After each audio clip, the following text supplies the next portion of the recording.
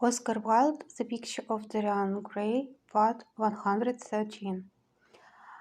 Things that were dangerous had to be destroyed. He winced. He hated the idea of even touching them, yet it had to be done. He realized that, and when he had locked the door of his library, he opened the secret press into which he had thrust Basil Hallward's coat and bag.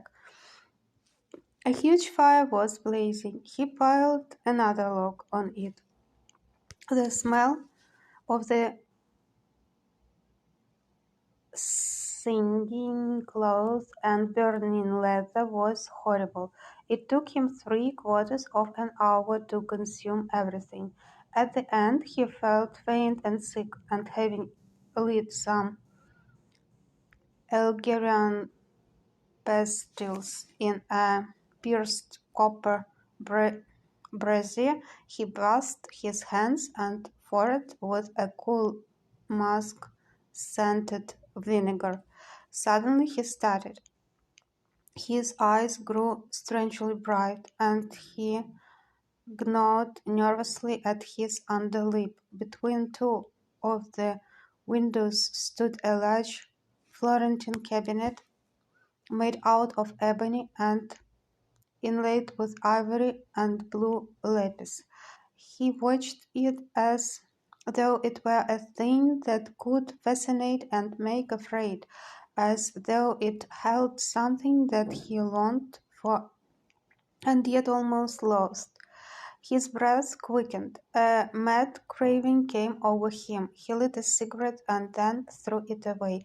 His eyelids drooped till the long fringed lashes almost touched his cheek, but he still watched the cabinet. At last he got up from the sofa on which he had been lying, went over to it, and having unlocked it, touched some hidden spring.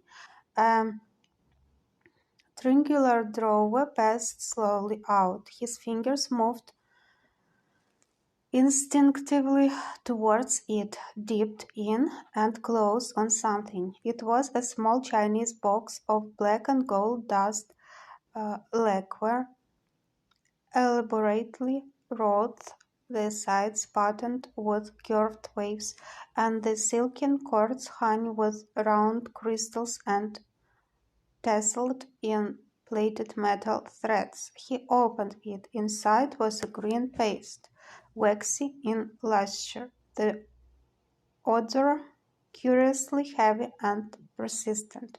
He hesitated for some moments, with a strangely immobile smile upon his face. Then, shivering through the atmosphere of the room, was terribly hot. He drew himself up and glanced at the clock. It was 20 minutes to 12. He put the box back, shutting the cabinet doors as he did so, and went into his bedroom. As midnight was striking bronze blows upon the dusky air, Dorian Gray, dressed commonly and with a muffler wrapped round his throat, crept quietly out of the house. In Bond Street he found a hansom with a goose horse. He hailed it and in a low voice gave the driver an address. The man shook his head. "It is too far for me," he muttered. "Here is a souvenir for you," said Dorian. "You shall have another if you drive fast." "All right, sir," answered the man. "You will be there in an hour." And after his fare had got in, he turned his horse round and drove rapidly towards the river.